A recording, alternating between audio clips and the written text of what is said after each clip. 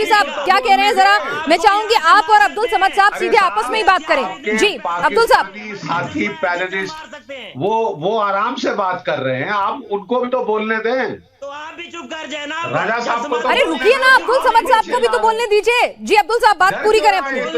अभी लड़ाई शुरू नहीं हुई, क्यों बोल रहे हैं? देखिए जीडी बख्शी साहब चले, अब आप गुस्सा ठंडा कर दें। जीडी बख्शी साहब अब कोई नहीं, थोड़ा ठंडा कर दें गुस्सा। मैं कभी गुस्सा नहीं हुआ। अब आपने जो एग्जांपल दी, आपने एग्जांपल दी, अब उसकी मैं एक एग्जांपल दे रहा हूं आपको कि वर्ल्ड हंगर इंडेक्स के मुताबिक आपका नंबर है 97, यानी कि भूखों की लिस्ट में 110-12 मुल्क है, उसमें आप 97 नंबर पे आते हैं। आपने अपनी तरक्की वहां पे मजीद तरक्की की, आपके बच्चे मल नॉरिशमेंट का शिकार हो रहे हैं, ग़िज़ाई किल्लत का, आपके यहाँ टॉयलेट्स का इशू है, आपके यहाँ हेल्थ का इशू है।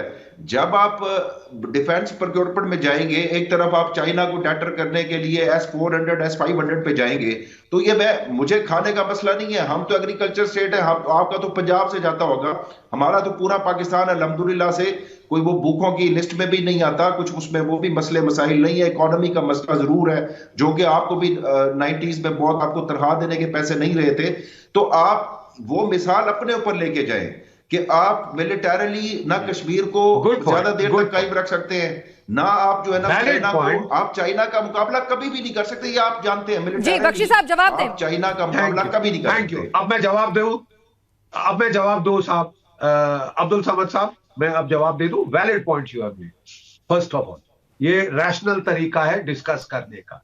मैं आपको बताना चाहता हूं, जो मैंने अल्फाज इस्तेमाल किया था वो था over militarized state, not militarized, over militarized state.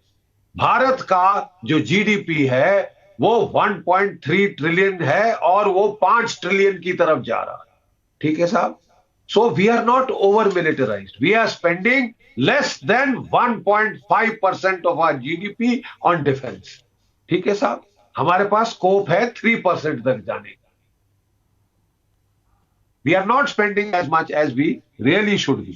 ठीक है साहब? चाइना का भी जीडीपी बहुत बड़ा है, हमारा भी जीडीपी बहुत बड़ा है, आपसे 5 गुना ज्यादा है। That is the problem. Please understand. Please understand that is your problem. आपके रिसोर्सेज बहुत कम है, एम्बिशंस बहुत बड़ी है। सोवियत यूनियन की ग्रोथ, लॉजिक बात कर, रॉबस्ट ग्रोथ थी इकोनॉमी की, रॉबस्ट ग्रोथ, सोवियत यूनियन की रॉबस्ट ग्रोथ थी एक वक्त में 50s में 60s में, जिस तरीके से अमेरिका से भी ज्यादा। फिर क्या होगा कि जब वो तो प्रोड्यूस भी खुद करते थे, आप तो प्रोड्यूस भी नहीं करते। आप तो AK-203 7.5 लाख गन जो है वो आप उनसे ले रहे हैं रशिया से, आप तो प्रोड्यूसर भी नहीं है, मैन्युफैक्चर भी नहीं है असले के। तो ओवर, और आपके पास कितने असले के आप मैन्युफैक्चर हैं? चीन के साथ आप अपने सामरिक हितों का समझौता करते हैं, जिस तरह से अपने पोर्ट्स उनको दे देते हैं।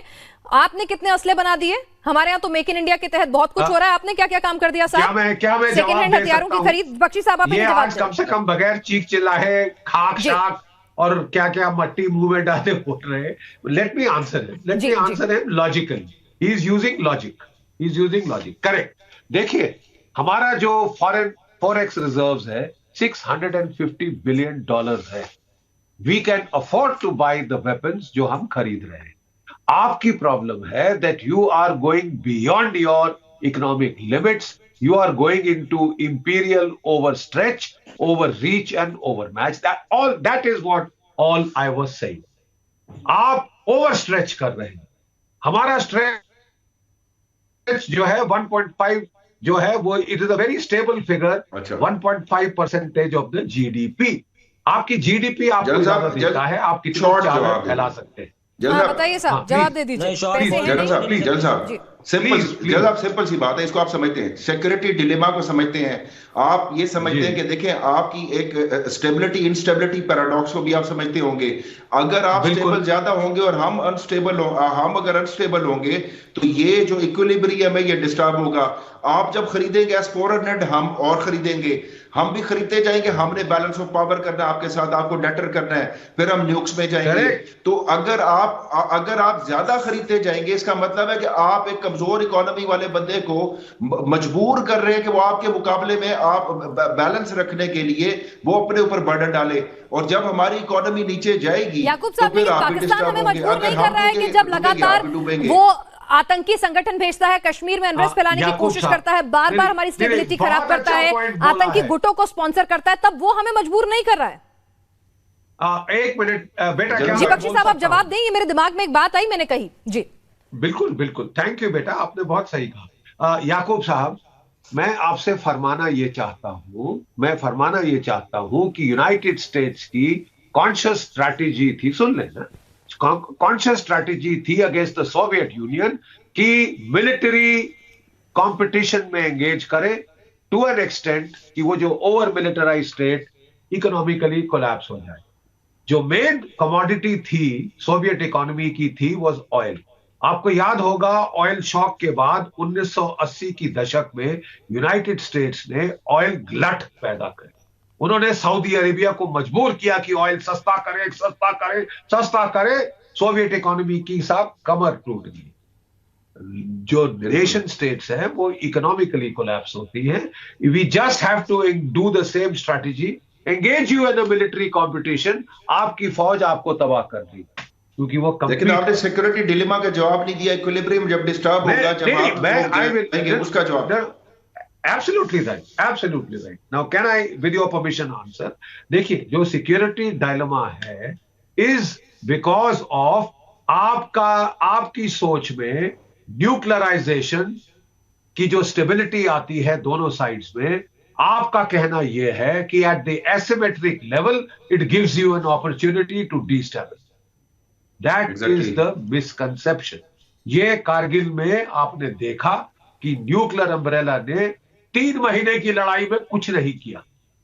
ठीक है साहब, उसकी वजह ये थी कि तब दोनों ने, तब हम कैपेबिलिटी नहीं करते थे। मैं आपको सुनना चाहता हूं, हमारी कैपेबिलिटी नहीं थी।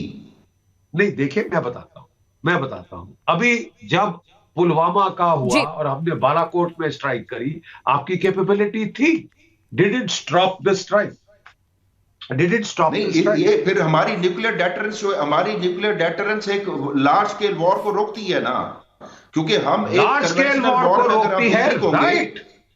राइट यू आर अब्दुल साहब, लार्ज स्केल वॉर को रोकती है, लिमिटेड कन्वेंशनल वॉर को नहीं रोकती। That is all we are saying. बिल्कुल ठीक कह रहे हैं, बिल्कुल ठीक कह रहे हैं। उसके लिए बिल्कुल मैं कह रहा हूं उसके नहीं याकूब साहब, एक मिनट सुन लीजिए, I would like to listen to you.